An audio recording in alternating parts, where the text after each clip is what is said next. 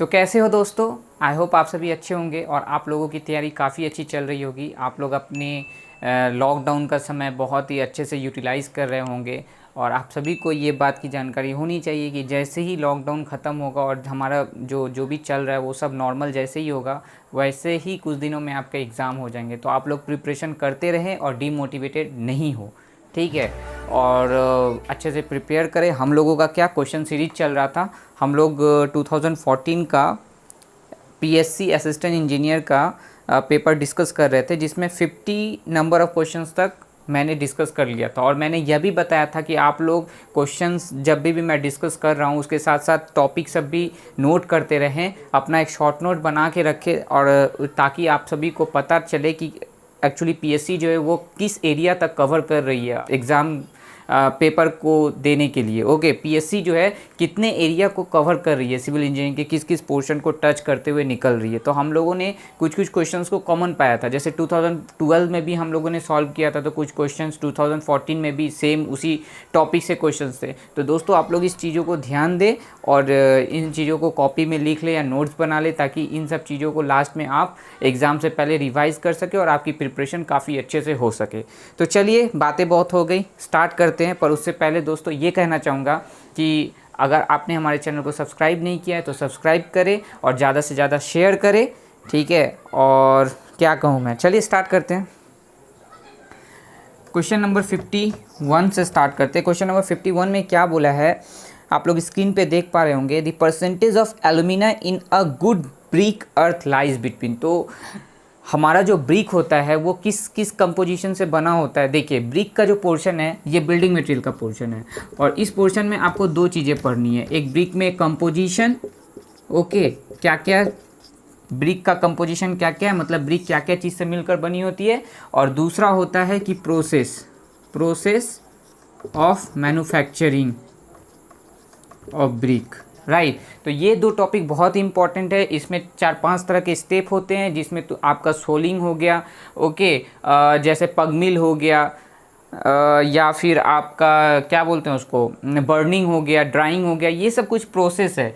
और कंपोजिशन की बात करें तो आप सभी को पता होगा कि ब्रिक जो है हमारा वो क्या है, सिलिका हुआ, सिलिका से मिलकर बना होता है, या फिर क्ले हो गया, क्ले मटेरियल, ब्रिक जो है वो क्ले मटेरियल हो गया, या एल्यूमिना हो गया, राइट। तो ये सब के कंपोजिशन से मिलकर बना होता है, जिसमें एल्यूमिना क्या करता है, एल्यूमिना प्लास्टिसिटी मेंटेन करती है। ओके, ब्रिक में जो एल्यूमिना होती है ना वो प्लास्टिसिटी मेंटेन करती है, राइट। और एल्यूमिना का परसेंटेज कितना होता है, लगभग 20 to 30%। सबसे ज़्यादा किसका होता है, सिलिका का होता है। तो आपको ये चीज़ याद रखना पड़ेगा कि सीमेंट के केस में लाइम का सबसे ज़्यादा परसेंटेज होता है, और कंपोजिशन जब ब्रिक की बात करें तो लाइम का परसेंटेज जो है ना कम होता है।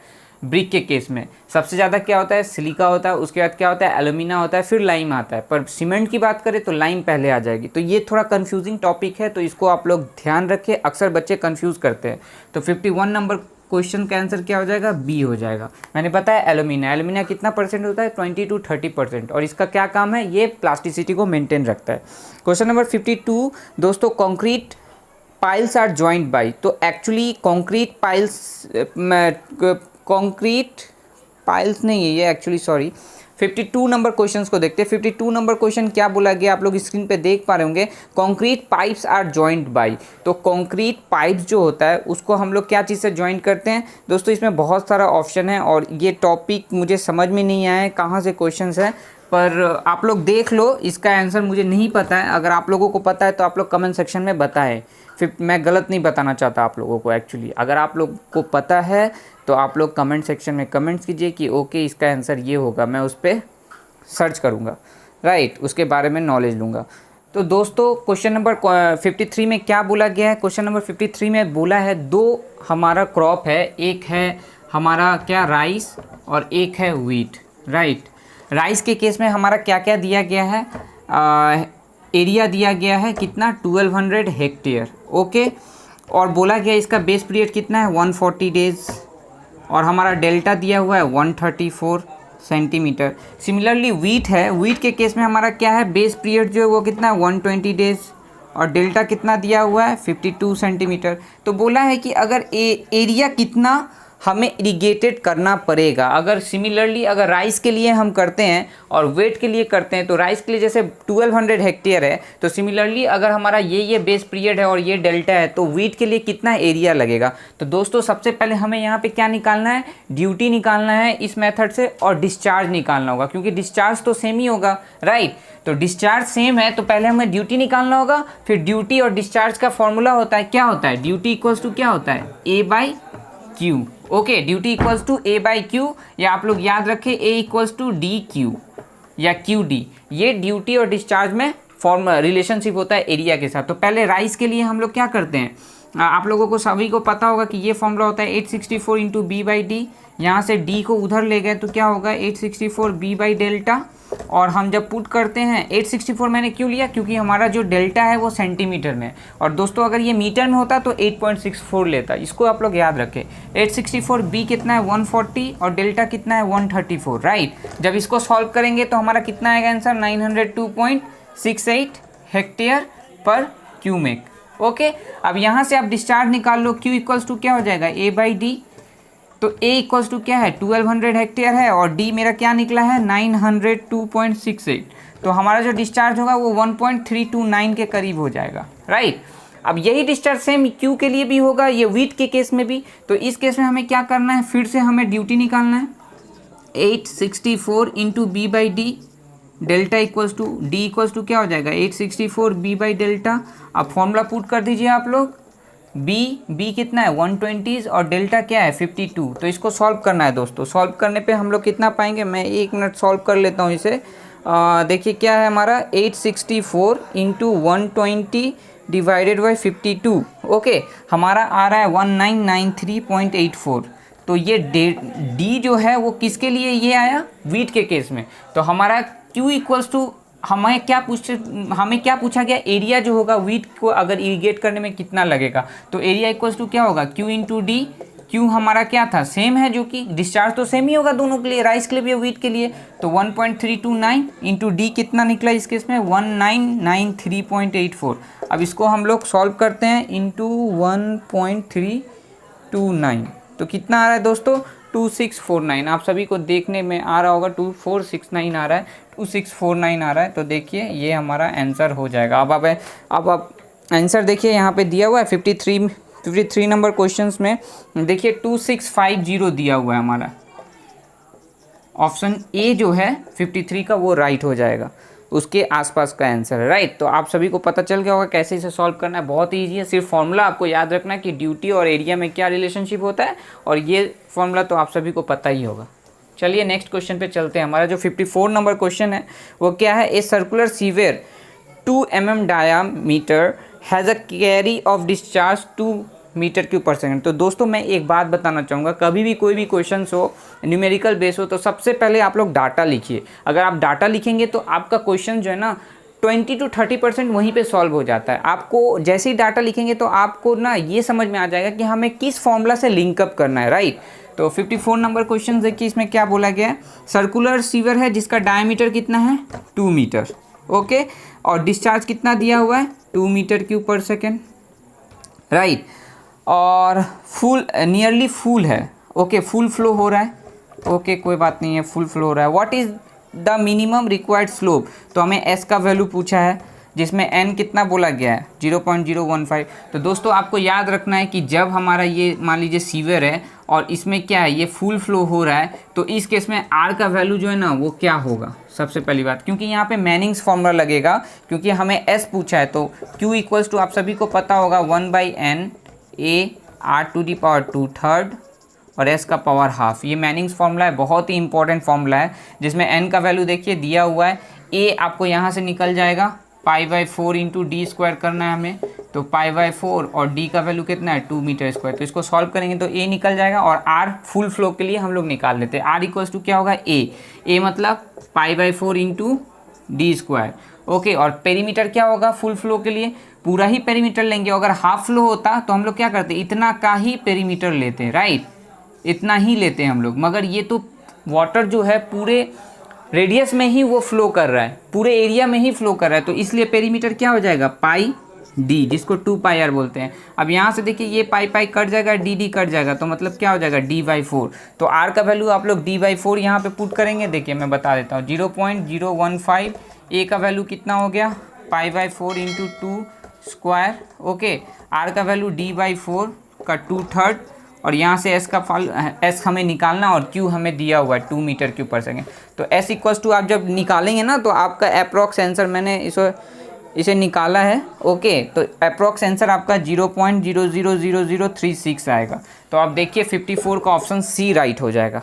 दोस्तों आई होप आपको समझ में आया होगा। अगर ये क्वेश्चन आपको नहीं समझ में आया तो आप लोग कमेंट्स कीजिए, मैं इसको अलग से फिर सॉल्व करवा दूंगा और आंसर यही आएगा, आप लोग देख लेना। ओके, तो आप लोग बहुत समझदार हो, मुझे लगता है आप लोग ऑलरेडी जानते होंगे, आप लोग सॉल्व कर चुके होंगे अब तक मेरे लिखने से पहले। तो चलिए नेक्स्ट क्वेश्चन पे चलते हैं। क्वेश्चन नंबर 55 में क्या बोला गया है कि rainfall is consider acid rain. ये बहुत ही इंपॉर्टेंट क्वेश्चन है और अक्सर एग्जाम में पूछा जाता है कि कोई भी रेनफॉल को एसिड रेन कब हम लोग बोलेंगे। तभी बोलेंगे जब उसका pH जो होगा ना वो लेस देन 5.6 होगा। कोई भी अगर रेन हो रहा है उसका pH अगर लेस देन 5.6 होगा तो उसको एसिड रेन बोलेंगे। तो 55 का ऑप्शन क्या हो जाएगा, बी हो जाएगा राइट। ओके, क्वेश्चन नंबर 56 देखिए, bed and foster method for determination of ESWL equivalent single load जो होता है वो बेज एंड फोस्टर ने एक मेथड दिया था, वो किस पे डिपेंड है, वर्टिकल स्ट्रेस, इक्वल स्ट्रेसेस पे और डिफ्लेक्शन पे डिपेंड होता है। तो 56 का ऑप्शन जो होगा वो ए राइट हो जाएगा। ओके, डिफ्लेक्शन पे डिपेंड करता है और इक्वल स्ट्रेसेस पे डिपेंड करता है। क्वेश्चन नंबर 57 जो है, क्वांटिटी ऑफ बिटुमिन पर 10 metre square area required for first coat of surface. तो दोस्तों 57 नंबर क्वेश्चन बहुत इंपॉर्टेंट है। बोला 10 मीटर स्क्वायर एरिया करेंगे तो हमें कितना लगभग बिटुमिन लगेगा। तो दोस्तों ये चीज़ आप रखें, याद रखें कि 10 मीटर स्क्वायर में लगभग 4.5 kg बिटुमिन लगता है। ओके, तो यहाँ पे इसके नियरेस्ट ऑप्शन जो है वो 5 kg है। तो 57 का आंसर जो है वो बी हो जाएगा। ओके, सॉरी डी हो जाएगा। 57 का आंसर जो है वो डी हो जाएगा 5 kg। अगर 10 मीटर स्क्वायर एरिया पे हमें बिटुमिन यूज़ करना है सिंगल कोट के लिए तो लगभग 5 kg क्वांटिटी लगेगी। क्वेश्चन नंबर 58 देखिए क्या बोला गया, early attainment of strength in rapid hardening cement. तो रैपिड हार्डनिंग सीमेंट जो होता है वो बहुत ही इंपॉर्टेंट क्वेश्चन है ये, कि हमारा सीमेंट जो है डिफरेंट टाइप का होता है। एक होता है पोर्टलैंड पोज़ोलाना सीमेंट और एक होता है OPC, फिर रैपिड हार्डनिंग सीमेंट भी होती है। ओके, सबसे ज़्यादा साइट पे जो है वो OPC और PPC यूज़ करते हैं, राइट। सबका अलग अलग कंडीशन है, हम लोग कहाँ पे OPC यूज़ करते हैं, कहाँ पे PPC यूज़ करते हैं। यहाँ पे देखिए हमारा क्या क्वेश्चन पूछा है कि रैपिड हार्डनिंग सीमेंट जो होता है उसमें किस चीज़ का अमाउंट जो है ना ज़्यादा कर दिया जाता है जिसके कारण वो स्ट्रेंथ जो है ना अर्ली गेन कर लेता है। तो वो दोस्तों C3 किसके कारण होता है, C3S, कैल्शियम सिलिकेट जो होती है ना, कैल्शियम सिलिकेट की क्वांटिटी जो है ये रैपिड हार्डनिंग सीमेंट में सबसे ज़्यादा होती है। रैपिड हार्डनिंग सीमेंट में सबसे ज़्यादा होती है जिसके कारण क्या होती है, ये अर्ली स्ट्रेंथ गेन करती है। तो 58 का क्वेश्चन का आंसर जो है ना वो सी हो जाएगा 58 नंबर क्वेश्चन का, राइट। क्वेश्चन नंबर 59 देखिए क्या बोला है, minimum time of diversion of traffic after repairing of road is. दोस्तों इसका आंसर मुझे नहीं पता है एग्जैक्ट, अगर आप लोगों को पता है तो आप लोग कमेंट सेक्शन में कमेंट्स करें, राइट। क्वेश्चन नंबर 60 पे चलते हैं। क्वेश्चन नंबर 60 क्या बोला है, percentage of more cement should be used while concreting under water then required for same mix place in dry.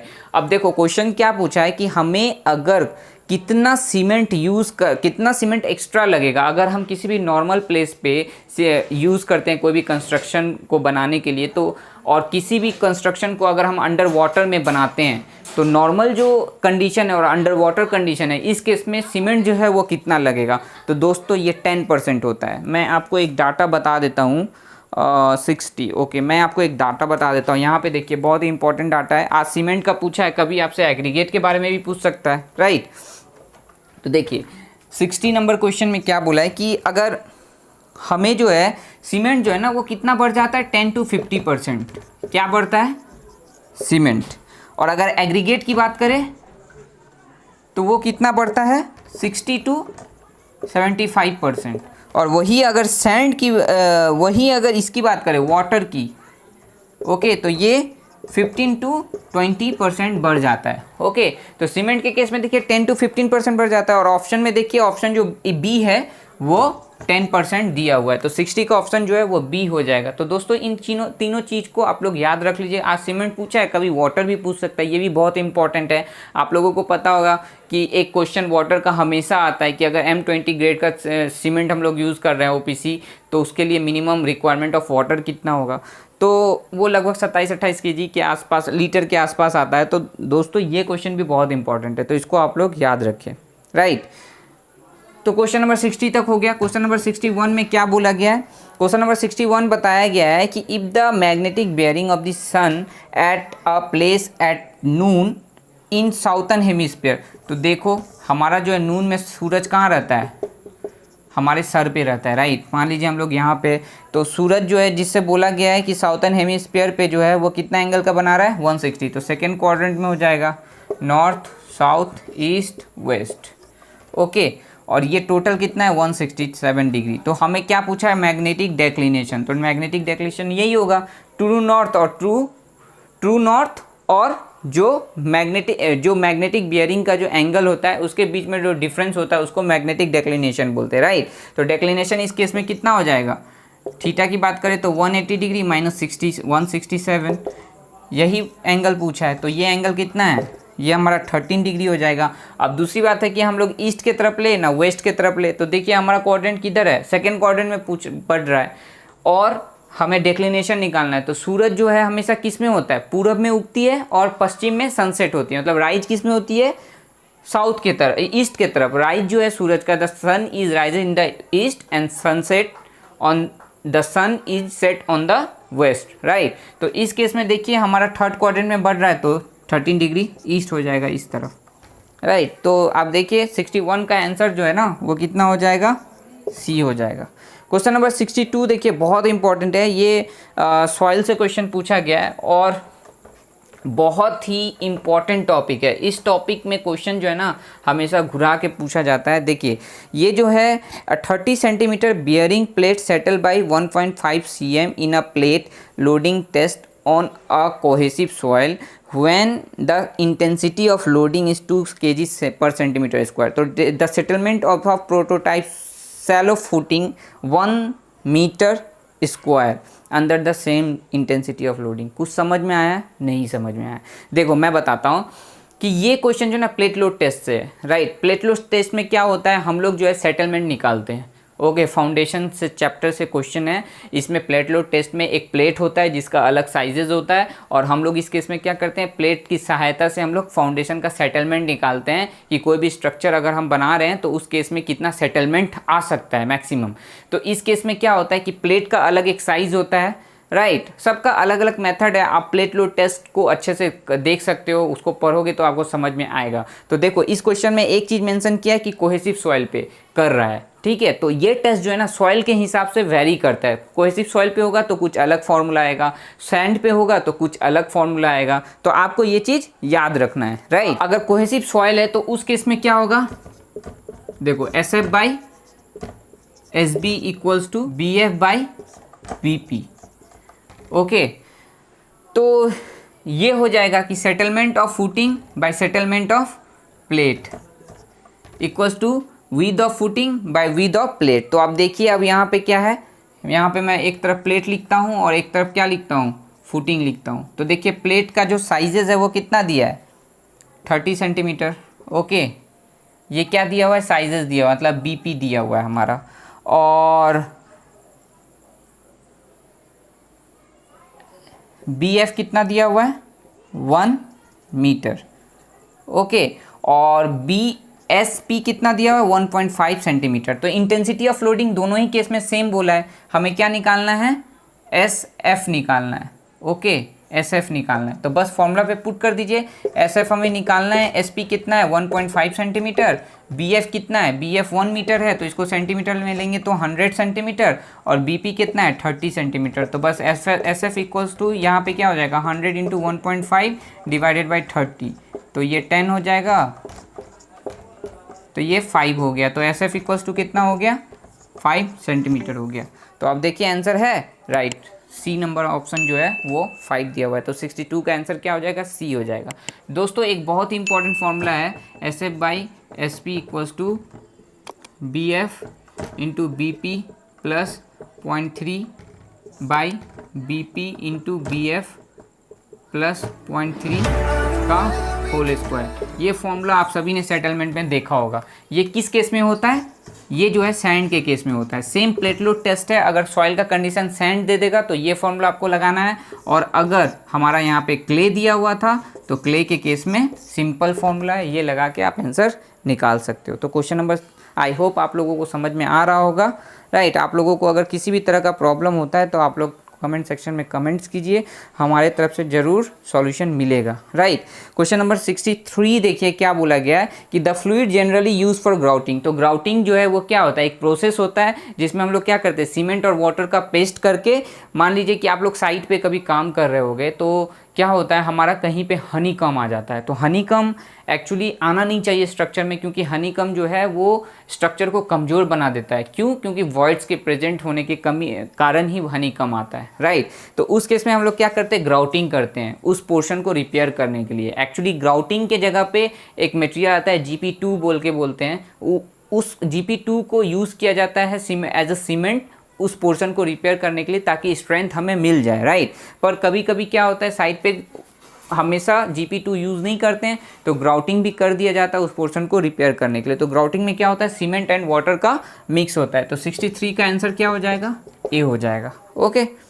Question number 64 दोस्तों आप लोगों को स्क्रीन पे दिख रहा होगा, if a cohesive soil specimen is subjected to a vertical compressive load the inclination of the crack in a horizontal. तो आप सभी को पता होगा कि ये एक्टिव अर्थ प्रेशर और पैसिव अर्थ प्रेशर के केस से है। तो हमारा क्या होता है कि इंक्लिनेशन क्रैक कब होता है, जब horizontal, the inclination of crack to the horizontal, जो क्रैक आता है उसका हॉरिजॉन्टल के साथ कितना डिग्री का एंगल बनता है, 45 डिग्री का। तो इसको आप लोग याद रखें, 64 का ऑप्शन क्या हो जाएगा, बी हो जाएगा। क्वेश्चन नंबर 65 क्या बोला है, bitumen is added to a soil mainly if, कब, बिटुमिन किस लिए यूज़ किया जाता है, वाटर प्रूफिंग एजेंट के लिए यूज़ किया जाता है। क्योंकि हमारा जो सरफेस होता है, जब हम लोग क्या करते हैं, बिटुमिन का हमारा दो तरह का रोड बनता है। रोड के केस में मैं बता रहा हूँ, एक रिजिड पेवमेंट होता है, एक फ्लेक्सिबल पेवमेंट होता है। तो हम लोग किस में बिटुमिन यूज़ करते हैं, फ्लेक्सिबल पेवमेंट में, राइट। तो फ्लेक्सिबल पेवमेंट में बिटुमिन क्यों यूज़ किया जाता है, इसलिए किया जाता है क्योंकि उसका जो सरफेस है ना, उसको वाटर से हम लोग बचा सके, ओके। वाटर को रिटेन करने के लिए बिटुमिन यूज़ किया जाता है। तो देखिए 65 का ऑप्शन क्या हो जाएगा, सी हो जाएगा, act as a water proofing agent. आप लोगों के लिए लेक्चर के लिए मुझे बहुत कम टाइम मिलता है, मैं शाम में रिकॉर्ड करता हूँ काम से आने के बाद, तो हो सकता है कभी कभी आप लोगों को एनर्जी डाउन लगे, पर आज मैं ठीक हूँ, ओके। और आज मैं अच्छे से रिकॉर्ड भी कर सकता हूँ। तो हम लोगों का 65 तक हो गया था।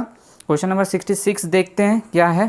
क्वेश्चन नंबर 66 बोला गया है कि pan evaporation and actual evaporation में रिलेशनशिप होता है। तो एक्चुअली देखो दोस्तों, जब भी हम लोग पैन इवेपोरेशन की बात करेंगे तो पैन इवेपोरेशन में क्या होता है, एक पैन कोफिशिएंट भी लेते हैं, ओके, और इनटू इवेपोरेशन लेते हैं, तो इसको मल्टीप्लाई किया जाता है, ओके।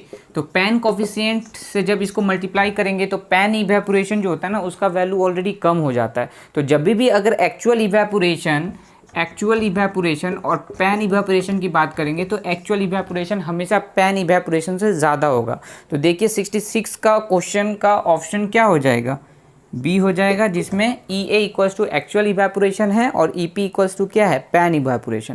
क्वेश्चन नंबर 67 देखिए, ये किससे है, ये हमारा जो है हाइड्रोलॉजी का क्वेश्चन है, और इसमें क्या पूछा गया है, 67 में बोला है कि अगर कोई स्टॉर्म होता है 6 आवर ड्यूरेशन का कोई स्टॉर्म हो रहा है, जिसमें हमारा जो रेनफॉल का इंटेंसिटी कितना है, डेप्थ कितना है, 6 सेंटीमीटर, ओके। और रिजल्टिंग रन ऑफ कितना है, रन ऑफ इक्वल्स टू कितना है, 3 सेंटीमीटर, ओके। तो हमें क्या पूछा है, फाई इंडेक्स बोल दिया है कि दोनों ही केस में सेम होगा, ओके। φ1 equals to φ2। अब φ2 क्या है, एक और केस बोला गया है जिसमें बताया है कि the run off due to 12 centimetre rainfall, अगर बोल रहा है कि यही रेनफॉल अगर 12 सेंटीमीटर हो और हमारा आवर जो है, ड्यूरेशन जो है वो कितना हो जाए, 9 आवर हो जाए, तो रन अप जो होगा जिसको आर से रिप्रेजेंट करते हैं वो कितना होगा। तो दोस्तों इस क्वेश्चन में यही ट्रिक है कि आपका फाई जो है दोनों ही केस में सेम होगा। तो पहले इस केस के लिए हमें फाई निकाल लेना होगा, उसके बाद फाई का वैल्यू सेम रहेगा और वहाँ से हम लोग रन ऑफ निकालेंगे। तो फाई इक्वल्स टू क्या होता है, P minus R by T, total duration. Phi हमें यहाँ से निकालना है। ओके, पी कितना है हमारा, पी मतलब क्या, प्रेसिपिटेशन मतलब रेनफॉल इंटेंसिटी कितना है 6 सेंटीमीटर, रन ऑफ कितना है 3 सेंटीमीटर, टोटल ड्यूरेशन कितना है 6 आवर। इसको सॉल्व कीजिए, कितना आएगा ये 3/6 मतलब 0.5 आ गया। ओके, अब इस केस के लिए फाई इक्वल्स टू क्या हो जाएगा, P minus R by T, जहाँ 5 क्या है 0.5, क्योंकि 5.1 और 5.2 दोनों ही केस में सेम रहेगा। और पी कितना है देखिए 12, आर आपको निकालना है और ड्यूरेशन कितना है 9। अब इसको मल्टीप्लाई करो, कितना हो जाएगा 4.5 इक्वल्स टू 12 माइनस आर, तो आर इक्वल्स टू कितना हो जाएगा 12 माइनस 4.5, तो ये कितना हो जाएगा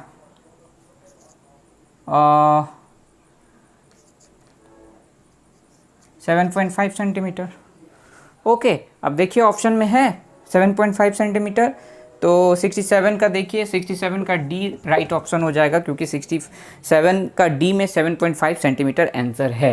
तो दोस्तों आई होप आप लोगों को समझ में आ रहा होगा बहुत अच्छे से। अगर आप लोगों को किसी भी पोर्शन में, मैं जो भी पोर्शन बता रहा हूँ या जो भी क्वेश्चन आपके साथ डिस्कस कर रहा हूँ, अगर किसी भी तरह का प्रॉब्लम हो तो दोस्तों प्लीज़ आप लोग कमेंट सेक्शन में कमेंट करें और डाउट पूछे, हमारी तरफ से ज़रूर रिस्पॉन्स मिलेगी और हम लोग कोशिश करेंगे कि आपके डाउट को ज़्यादा से ज़्यादा रिजॉल्व कर सके। ओके, आप लोग क्वेश्चंस नहीं पूछते हो यार, पता नहीं आपकी तैयारी कैसी चल रही है। आई होप, मैं उम्मीद करता हूँ कि आपकी तैयारी बहुत ज़ोर और शोर से चल रही होगी और जैसे ही एग्ज़ाम होगा आप लोग बहुत अच्छा परफॉर्मेंस करोगे, राइट। तो 67 तक हो गया। 68 नंबर क्वेश्चन देखिए क्या बोला है, a trickling filter is a primary a, 4 option आपको दिख रहे होंगे, क्या है, staining process to remove suspended solid from sewage. तो एक्चुअली हम लोग ट्रिकलिंग फिल्टर से क्या होता है, बीओडी को हम लोग क्या करते हैं, कम करते हैं। हमेशा हम लोग क्या करते हैं, ट्रिकलिंग फिल्टर से जो हमारा जो सीवेज होता है उसका बीओडी को कम करते हैं। तो देखिए बीओडी का कोई ऑप्शन है, biological oxidation process to remove BOD from sewage, right. तो 68 का ऑप्शन क्या हो जाएगा, बी हो जाएगा, बीओडी को रिमूव किया जाता है। और आपको एक बात बता दूं कि ये ट्रिकलिंग फिल्टर जो है ना बहुत इंपॉर्टेंट है, ये सर्कुलर टाइप होता है, राइट, पोरस होता है और इसमें आपको जो है ट्रिकलिंग फिल्टर में इफ़िशियंसी लगभग हमें कितना मिल जाता है, 85 to 90% इफ़िशियंसी मिल जाता है। तो ये इफ़िशियंसी से भी कभी कभी क्वेश्चंस हमारे आ जाते हैं एग्जाम में, ठीक। तो ये चीज़ आप याद रखें कि ट्रिकलिंग फिल्टर का इफ़िशियंसी कितना होता है और ट्रिकलिंग फिल्टर एक्चुअली किस लिए यूज़ किया जाता है, राइट। चलिए नेक्स्ट क्वेश्चन जो हमारा 69 नंबर क्वेश्चन उसको डिस्कस करते हैं। तो क्वेश्चन नंबर 69 में क्या बोला है, according to Bharat stage 4 norms air pollutant which are monitored for petrol driven vehicles. तो बोल रहा है एयर पॉल्यूटेंट जो होता है which are monitored for petrol driven vehicles are, कौन कौन सा होगा। तो देखो भारत 4 के हिसाब से आपका जो एयर पॉल्यूटेंट था वो क्या क्या था, मैं बता दे रहा हूँ, इसको आप लोग याद रखें, nitrogen oxide, carbon monoxide, okay, उसके बाद हाइड्रोकार्बन, उसके बाद पीएम एंड SO2। पीएम क्या है, पार्टिकुलेट मैटर है, राइट। तो इस केस में देखिए आपका ऑप्शन जो है क्या क्या है, ऑप्शन आपको समझ में आ रहा होगा, देखिए कार्बन मोनोऑक्साइड है और हाइड्रोकार्बन है, ओके। तो ये ज़्यादा इम्पैक्ट करता है, तो कार्बन मोनोऑक्साइड और हाइड्रोकार्बन जो है 69 का ऑप्शन क्या हो जाएगा, डी हो जाएगा। बाकी देखिए और सभी में ऑप्शन दिया हुआ है NOx एंड PM। तो NOx जो है NOx एंड PM है, SO2 एंड NOx है। ये क्वेश्चन जो है थोड़ा कंफ्यूजिंग है, पर आप लोग याद रखें जो मोस्ट इफेक्ट करता है ना वो हाइड्रोकार्बन और कार्बन मोनोऑक्साइड करता है मतलब जो हमारा पेट्रोल ड्राइवन व्हीकल्स होता है उसके लिए। तो दोस्तों आई होप आप लोगों को समझ में आया होगा। क्वेश्चन नंबर 70 में क्या बोला गया, देखिए क्वेश्चन नंबर 70 जो है, equivalent axle load factor define as. तो इक्विवेलेंट एक्सल लोड फैक्टर जो है वो क्या होता है, डेफिनेशन उसका डेफिनेशन ये होता है कि EALF इक्वल्स टू क्या होता है, number of repetition of non standard axle load to the number of repetition of standard axle load. तो आप ऑप्शन में देखो, ऑप्शन में आपका कौन सा राइट आंसर हो जाएगा। ये इक्विवेलेंट EALF इक्विवेलेंट क्या बोल रहे थे, यस ये जो है आपका equivalent axle load factor, equivalent axle load factor EALF जो है वो क्या होता है, it is the ratio of number of repetition of non standard axle to the number of repetition of standard axle load. तो इस हिसाब से देखिए आपका ऑप्शन क्या हो जाएगा दोस्तों, 70 का जो ऑप्शन है वो मेरे हिसाब से तो ए होना चाहिए, जो कि क्या बोला है, number of passage of axle in questions to the number of passage of standard axle, right. Number of repetition मतलब नंबर ऑफ पैसेज, तो 70 का ऑप्शन जो है वो ए हो जाएगा। ओके, नेक्स्ट क्वेश्चन क्या बोला गया, 71 number question, geosynthesis is use in pavement construction. दोस्तों जियोसिंथेसिस के बारे में हम लोगों ने 2012 में भी डिस्कस किया था। 2012 का जो पेपर मैं डिस्कस कर रहा था, यह it is act as a separator. Geosynthesis जो होता है वो सेपरेटर के लिए यूज़ किया जाता है कंस्ट्रक्शन में। तो 71 का ऑप्शन जो है वो ए हो जाएगा। ओके, क्वेश्चन नंबर 72 देखिए, आप स्क्रीन पे देख पा रहे होंगे, VB time for low workability as per IS standard is. अब मैं यहाँ पे एक बात आप लोगों को बताना चाहूँगा कि वर्केबिलिटी के लिए हम लोग 3 टेस्ट करते हैं, राइट। पहला टेस्ट होता है, हम लोग क्या करते हैं वर्केबिलिटी के लिए, स्लम्प कोन मेथड, ठीक। दूसरा जो होता है वो कंपैक्टिंग फैक्टर मेथड होता है, और तीसरा जो होता है वो VB टेस्ट होता है। तो हम लोग क्या करते हैं, स्लम्प टेस्ट सभी को याद होता है। तो यहाँ पे देखिए एग्जामिनर ने क्या किया, उसे पता है कि बच्चे किस पोर्शंस को पढ़ते हैं और किस पोर्शन को स्किप करते हैं। तो उन्होंने आपसे क्या चीज़ के बारे में पूछ लिया, VB टाइम फैक्टर के बारे में पूछ लिया, जो कि VB टेस्ट होता है। It is also use for determining of workability, right. तो यहाँ पे देखिए आपका जो ऑप्शन दिया हुआ है VB टाइम फॉर, तो वो 2 to 5 सेकेंड है, 5 to 10 सेकेंड है, 10 to 15 है, तो 15 to 20। तो यहाँ पे आपको एक चार्ट दिख रहा होगा जो कि मैंने पहले से लिख रखा था।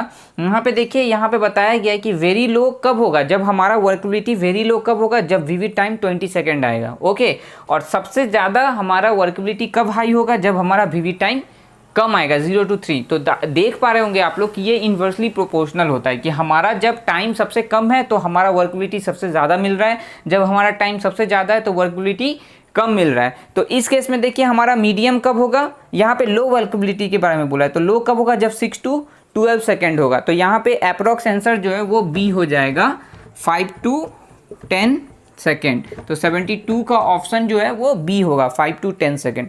तो दोस्तों मैं एक बार फिर बोल रहा हूँ कि आप लोग अगर जो मैं क्वेश्चन सॉल्व करवा रहा हूँ, यहाँ पे जिन जिन टॉपिक को मैं डिस्कस कर रहा हूँ, उस टॉपिक को प्लीज़ आप लोग एक बार गो थ्रू कर ले, ताकि आप लोगों को वो एरिया समझ में आ जाए कि क्वेश्चन जो है एग्जामिनर कहाँ से पूछ रहा है, राइट।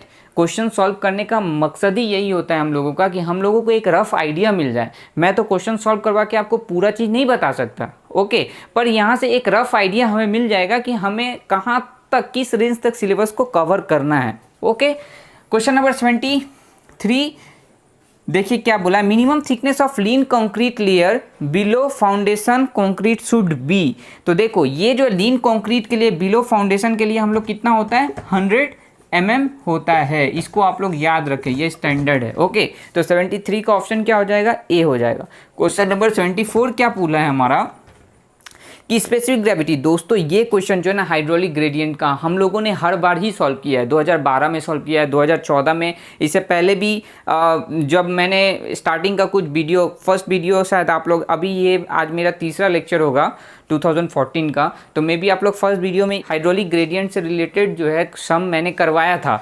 तो वो देखिए बार बार उस सॉइल के उस पोर्शन को टच हो रहा है, तो आप लोग उस टॉपिक को नोट कर ले और उस टॉपिक को करके जाए एग्जाम में, राइट। तो यहाँ पे देखिए हमारा हाइड्रोलिक ग्रेडियंट का क्या फॉर्मूला होता है, G-1/1 + C। तो अब देखिए 74 का ऑप्शन जो है वो सी हो जाएगा, एग्जैक्ट मिल रहा है, जहाँ पे जी क्या है, स्पेसिफिक ग्रेविटी होता है, और ई क्या होता है, हमारा वॉइड रेशियो होता है। क्वेश्चन नंबर 75 क्या बोला है, higher efficiency for removal of SPM less than 1 micrometer can be achieve by. तो देखो एक चीज़ मैं बता दे रहा हूँ कि हमारा जो है SPM जो स्टैंडर्ड पार्टिकुलेट मेथड होता है, SPM जो होता है वो सस्पेंडेड पार्टिकुलेट मेथड होता है, और वो जो है सबसे ज़्यादा हमें कैंसर का रीज़न होता है। ये क्या है, पॉल्यूटेड है, मतलब डस्ट पार्टिकल जो होते हैं ना उससे भी छोटे होते हैं सस्पेंडेड पार्टिकुलेट मैटर, राइट। तो ये जो है नॉर्मली दो साइज के होते हैं, एक SPM 5 होते हैं और एक SPM 2.5 होते हैं। तो 2.5 तो और भी ज़्यादा हार्मफुल है क्योंकि इसका साइज और भी कम होता है, राइट। और ये क्या है, एक बार हम जब इनहेल कर लेते हैं इनको तो ये हमारे लंग्स में जाके क्या होता है, कैंसर क्रिएट करते हैं। तो ये हमारे लिए बहुत ही मतलब बहुत ही हार्मफुल है। तो इसको क्या करते हैं, इसको रिमूवल करने के लिए ना डिफरेंट टाइप के प्रेसिपिटेशन या बोलिए या फिल्टर बोलिए, इस तरह के कुछ यूज़ किए जाते हैं, जिसमें आपका साइक्लोन, हाई इफिशिएंसी साइक्लोन हुआ, वेट स्क्रबर हुआ या ESP हो गया। तो इन सब में बोला है कि सबसे ज़्यादा इफिशिएंसी किससे मिलता है, जो इलेक्ट्रॉनिक ESP जो होता है, right, static precipitation, electronic static precipitation जो होता है ESP जिसको बोलते हैं, इसका एब्रीविएशन आप लोग एक बार देख लेना, राइट। मैं थोड़ा कंफ्यूज हूँ, इलेक्ट्रॉनिक स्टैटिक प्रेसिपिटेशन ही शायद बोलते हैं, आप लोग एक बार एब्रीविएशन देख लेना इनका। तो ESP से जो है ना सबसे ज़्यादा हमारा जो है इफिशिएंसी मिलता है। तो 75 का ऑप्शन जो है वो A हो जाएगा, 75 का। तो आप लोग याद रखें, ओके।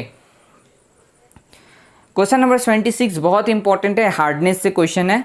मैं बताता हूँ हार्डनेस। और देखिए एक चीज़ आपको बता दे रहा हूँ कि अब तक जितने भी क्वेश्चन आपने सॉल्व किए होंगे इन्वायरमेंट में, आप देखे होंगे या तो हार्डनेस से क्वेश्चन आ रहा है या फिर कंटेंट, जो हमारा जो आयरन कंटेंट है या फ्लोराइड कंटेंट है उससे क्वेश्चन आ रहा है कि वाटर में कितना कंटेंट होना चाहिए परमिसिबल लिमिट के हिसाब से, या फिर आप पॉल्यूशन में आ जाइए तो वहाँ पे नॉइज़ से आपको क्वेश्चन देखने को मिलेगा। तो ये सब टॉपिक जो है ना, ये सब टॉपिक को आप लोग जरूर देख के जाए, मैं बार बार इस चीज़ को बोल रहा हूँ। तो क्वेश्चन नंबर 26 पे आते हैं, क्या बोला है देखिए।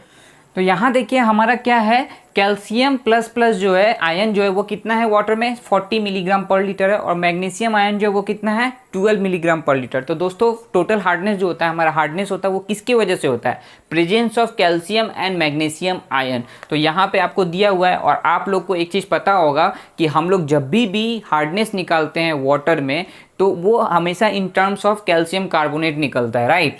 इन टर्म्स ऑफ CaCO3 हम लोग हमेशा हार्डनेस निकालते हैं। तो देखिए टोटल हार्डनेस क्या हो जाएगा, calcium ion by equivalent weight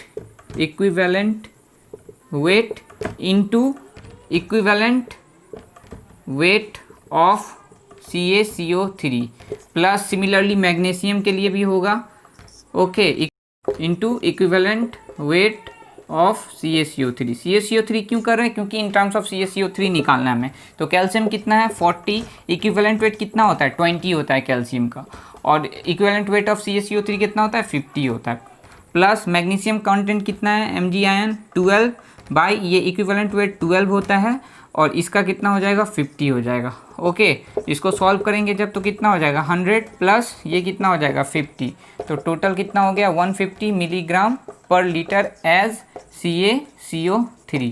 देखिए टोटल हार्डनेस का ऑप्शन है दिया हुआ, राइट। 76 का ऑप्शन नंबर ए ही आपको मिलेगा, 150 मिलीग्राम पर लीटर एज अ CaCO3। तो दोस्तों आई होप आप लोगों को समझ में आया होगा टोटल हार्डनेस कैसे निकालते हैं, हमेशा इन टर्म्स ऑफ CaCO3 निकाला जाता है। तो ये फॉर्मूला है, जो भी आयन हो आपको दिया हुआ, क्योंकि यहाँ पे अगर मान लीजिए सोडियम आयन रहता तो हम लोग सोडियम आयन को नहीं लेते, क्यों, क्योंकि यह जो है स्यूडो हार्डनेस क्रिएट करता है, मतलब इसकी वजह से कोई परमानेंट हार्डनेस नहीं होता, ये टेम्प्रोरी हार्डनेस होता है, जो कि हम लोग रिमूव कर सकते हैं बाय किसी न कि मतलब बॉइलिंग वगैरह से रिमूव करते हैं। मगर ये जो है ये जो परमानेंट हार्डनेस होता है, राइट, तो इसके लिए मेनली हार्डनेस होता है, ये स्यूडो हार्डनेस को क्रिएट करता है। तो हम लोग जो परमानेंट हार्डनेस क्रिएट करता है उसको ही लेंगे।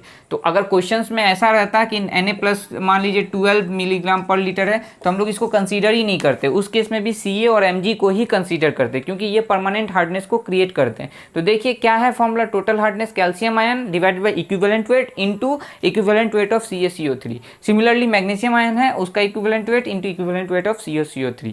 बस इसको कर देना आपको सॉल्व, यहाँ से आपको टोटल हार्डनेस निकल जाएगा। दोस्तों आई होप आप लोगों को समझ में आया होगा। नेक्स्ट क्वेश्चन पे चलते हैं। क्वेश्चन नंबर 27 क्या बोला है, पॉज करके आप लोग लिख लें इसको। क्वेश्चन नंबर 27 देखिए, इसमें बोला है ना, देखिए क्वेश्चन आपको स्क्रीन पे दिख पा रहा होगा, ये जो है नॉइज से क्वेश्चन है। देखिए ये क्वेश्चन फिर रिपीट हो रहा है। हम लोगों ने एक बार ये क्वेश्चन बताया था कि अगर पहला नॉइज़ है 60 और सेकंड नॉइज़ लेवल फिर 60 दिया हुआ है, तो रिजल्टेंट कितना हो जाएगा, 63 हो जाएगा। क्यों? क्योंकि बोला था कि जब सिमिलर नॉइज़ लेवल होगा तो हमारा जो है 3 यूनिट से इंक्रीज कर जाता है, तो 60 + 3 63 हो जाएगा। पर यहाँ पे देखिए इस एग्जामिनर ने क्या किया, चालाकी से नॉइज़ लेवल को अलग अलग दे दिया है। फर्स्ट केस में 60 दिया है और सेकंड केस में क्या दिया है, 70 दिया है। तो अब इसके लिए आपको रिजल्टेंट नॉइज़ निकालना है, क्या होगा। तो दोस्तों जैसा कि फॉर्मूला पता है आप लोगों को, क्या हो जाएगा हमारा,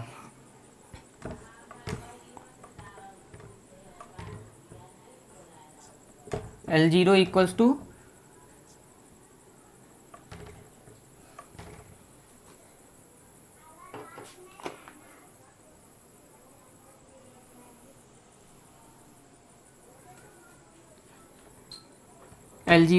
= मैं नॉइज़ लेवल L0 को ले रहा हूँ 20 log of PRMS1/20। ये 20 क्या है, ये स्टैंडर्ड है जो कि हम लोग सुन पाते हैं। कितना लेवल तक सुन पाते हैं, 20 dB तक सुन पाते हैं। ओके, जिसको आप ये क्या बोलते हैं, 20 dB।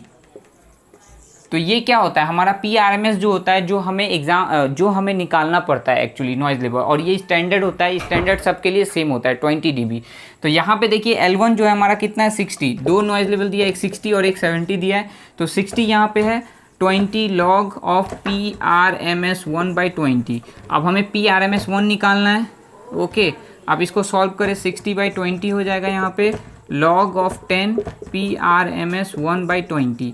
अब इसको सॉल्व करेंगे 3, तो PRMS1 = कितना हो जाएगा, 10⁻³ × 20। ओके, इसको जब सॉल्व करेंगे तो 2 × 10⁻⁴ PRMS1। सिमिलरली हमें PRMS2 निकालना है, तो PRMS2 कितना हो जाएगा, 70 = 20 log of PRMS2/20। क्योंकि ये स्टैंडर्ड है हमारा नॉइज़ लेवल, तो 20 हर केस में होता है। तो PRMS जब निकालेंगे हम तो ये कितना हो जाएगा, 10⁻³ × 20। ओके, PRMS2, तो PRMS2 हमारा कितना हो गया, 20 × 10⁻³ अब इसको अलग अलग सॉल्व कर लेता हूँ मैं। तो दोस्तों मैं यहाँ पे सॉल्व किया हूँ, PRMS1 मेरा इतना आ रहा है और PRMS2 इतना आ रहा है। अब इसके लिए क्या करूँगा, मैं P इक्विवेलेंट निकालूंगा। P इक्विवेलेंट निकालूंगा तो ये क्या हो जाएगा, रिजल्टेंट हो जाएगा। ओके, स्क्वायर + 63245.55 का स्क्वायर, इसको जब स्क्वायर करेंगे तो आपका आंसर लगभग 66332.49 आ जाएगा। अब इक्विवेलेंट आ गया। इक्विवेलेंट मतलब क्या, दोनों को कंसीडर किया आपने 60 और 70 के लिए, इसका रिजल्टेंट निकाला है। अब बस आप फॉर्मूला में पुट कर दीजिए, L0 कितना आ जाएगा, 20 log of 10 P इक्विवेलेंट कितना है, 66332.49 डिवाइडेड बाई 20। इसको जब सॉल्व करेंगे आप तो आपका अप्रॉक्स आंसर जो है ना वो 70.4 dB आएगा। तो आप देखिए ऑप्शन में है 70.4, ऑप्शन में 70.4 है। कितना नंबर क्वेश्चन था ये हमारा 77 नंबर क्वेश्चन था। और 77 का ऑप्शन में देखिए डी जो है वो ए जो है वो 70.4 है। तो दोस्तों आई होप ये क्वेश्चन थोड़ा टिपिकल है, क्योंकि कैलकुलेटर के बिना आप कर नहीं सकते हो। तो या तो आप इस क्वेश्चन का आंसर को याद रखो, स्टैंडर्ड क्वेश्चन है 60-70 देगा या कभी 50-60 देगा, इसी टाइप के क्वेश्चन पूछते हैं। तो आप लोग घर पे it is better to solve this type of questions at home. अब 60-70 हम लोग कर लिए हैं, 50-60 आप लोग कर लीजिए। 50-60 घर पे करके आप लोग याद रखिए। अगर सिमिलर नॉइज़ लेवल दिया रहेगा तो 3 यूनिट्स कर देना है, वो तो इजी है। पर अगर इस तरह का क्वेश्चन एग्जाम में आ जाता है तो बिना कैलकुलेटर के तो आप सॉल्व नहीं कर सकते, और कैलकुलेटर वो लोग प्रोवाइड करते नहीं हैं। तो ये सब क्वेश्चन जो है ना एक्चुअली टाइम वेस्टिंग के लिए किया जाता है। दोस्तों एग्ज़ाम की कुछ स्ट्रैटेजी होती है जो कि हमेशा जो है क्वेश्चंस बनाने से कभी एग्ज़ाम नहीं निकलते। ओके, मैंने हमेशा बताया है कि क्वेश्चंस बनाने से कभी एग्ज़ाम नहीं निकलते। अगर आपको कोई एग्ज़ाम निकालना है तो उसके लिए आपकी राइट स्ट्रैटेजी और अपीयरेंस सही होना चाहिए। क्वेश्चंस को अटेम्प्ट करने का तरीका होना चाहिए कि आप किस तरह के क्वेश्चंस को पहले अटेम्प्ट करेंगे। इस टाइप के क्वेश्चंस को आप बनाने लगे ना तो आप एग्ज़ाम में टाइम वेस्ट कर दोगे। और टाइम बहुत ही इंपॉर्टेंट है, क्योंकि एग्ज़ाम टाइम में वो जो टाइम है ना वो किसी के लिए नहीं रुकता। और उसी 2 घंटे में सभी के लिए 2 घंटे मिलते हैं, जितने के भी एग्ज़ाम होते हैं उसी में कोई अच्छा करता है कोई ख़राब करता है। रीज़न यही है, क्योंकि उनको पता होता है कि अपने टाइम को किस तरह यूटिलाइज़ करना है। तो ये भी एक फैक्टर है, सिर्फ पढ़ने से नहीं होगा, आपको ये सब भी समझ में आना ही चाहिए कि कहाँ पे किस क्वेश्चन को अटेम्प्ट करना है। ओके, नेक्स्ट क्वेश्चन पे आते हैं। मैं कुछ ज़्यादा ही ज्ञान दे दिया, आप लोग भी सोचेंगे कि सर बहुत ज़्यादा ज्ञान देते रहते हैं। तो दोस्तों क्वेश्चन नंबर 78 देखिए क्या बोला है, diameter of holes for bolt और rivet less than 25 mm diameter.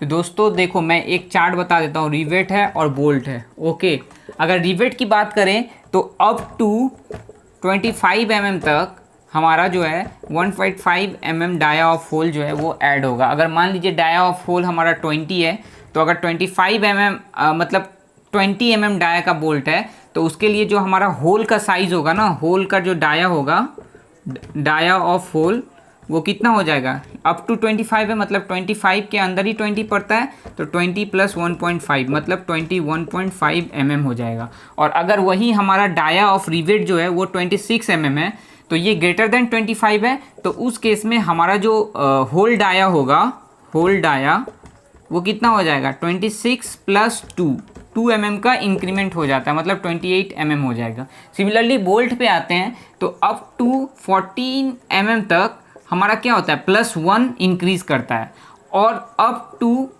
14 से 26 mm तक क्या होता है, +2 इंक्रीज़ करता है डाया ऑफ होल में। तो यहाँ पे देखिए दोस्तों आपको क्या बोला गया, लेस देन 25 अप टू 25 मतलब लेस देन 25 है, तो 1.5 होना चाहिए। पर वहीं अगर रिबोल्ट को हम लोग कंसीडर करते हैं तो 14 से 26 के बीच में कितना है, +2 का इंक्रीज़ होना चाहिए। मगर यहाँ पे आपको ऑप्शन जो है 1.5, मतलब दोनों ही केस में अलग अलग है। रिवेट की बात करें तो 1.5 हो रहा है, और अगर बोल्ट की बात करें तो +2 हो रहा है। तो या तो एग्जामिनर आपसे एक्चुअली यहाँ पे लेस देन नहीं होके मेरे हिसाब से ग्रेटर देन 25 mm होना चाहिए। तो उस केस में क्या हो जाएगा, हमारा यहाँ 2 mm हो जाएगा। देखिए ग्रेटर देन 25 mm के लिए हम लोग 2 mm होल डाया बढ़ाते हैं, और सिमिलरली ये 26 है, ये ग्रेटर देन 25 है, तो उस केस में भी 2 mm डाया बढ़ाते हैं। तो दोस्तों मेरे हिसाब से लगता है कि क्वेश्चंस यहाँ पे गलत किया गया है। यहाँ पे जो है ग्रेटर देन 25 mm होना चाहिए। क्वेश्चंस में देखिए क्या बोला है, diameter of hole for bolt और रिवेट लेस देन 25, वो लेस देन की जगह ग्रेटर देन होने से हमारा आंसर 2 हो जाएगा। ओके, तो इसको आप देख लेना। और ये वाला जो है डाया, ये जो डायग्राम है ये हमेशा याद रखिए कि रिवेट के लिए कितना साइज तक कितना इंक्रीज़ करता है, और बोल्ट के लिए कितना, डाया के लिए कितना इंक्रीज़ करना पड़ता है। क्योंकि एक्चुअली देखिए ये डाया है हमारा, रिवेट कैसा होता है, ये ऐसा टाइप से है। ओके, अब जब इसको आप घुसाएंगे तो घुसाने के लिए तो आपको होल बड़ा चाहिए ना, तो होल बड़ा चाहिए तभी तो ये घुसेगा। अगर होल इतना ही रखेंगे हम तो ये घुस पाएगा, नहीं घुस पाएगा। तो उसके लिए हमें क्या चाहिए, होल का डाया को बढ़ाना पड़ता है ताकि ये आसानी से घुस जाए। तो उसके लिए है कि बोल्ट का जो डाया होता है ना, उसके हिसाब से होल डाया को बढ़ाना पड़ता है। अगर अप टू 25 mm का डाया है तो हम लोग होल डाया को कितना रखते हैं, 1.5 mm को इंक्रीज़ कर देते हैं। इस तरह करके हम लोग करते हैं। ओके, नेक्स्ट क्वेश्चन देखिए, wait mix macadam 79 number question जो क्या बोला है, wait mix macadam is use for the construction of. दोस्तों वेट मिक्स मैकाडम जो होता है वो हम लोग सब बेस और बेस के लिए यूज़ करते हैं, सब बेस और बेस के लिए।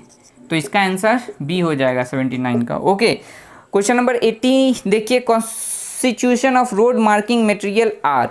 तो रोड मार्किंग के लिए जो मटेरियल यूज़ किया जाता है वो एक्चुअली टाइटेनियम ऑक्साइड होता है। ये रटने वाले क्वेश्चन है दोस्तों, इसमें कुछ बताने का नहीं है। आप लोग याद रखिए कि रोड मार्किंग लाइन जो होता है, कभी कभी आप देखिएगा रोड पे साइड में जो है ना वाइट टाइप का बाउंड्री बना दिया जाता है, बाउंड्री लाइन उसको बोलते हैं, तो वो जो है टाइटेनियम ऑक्साइड का होता है।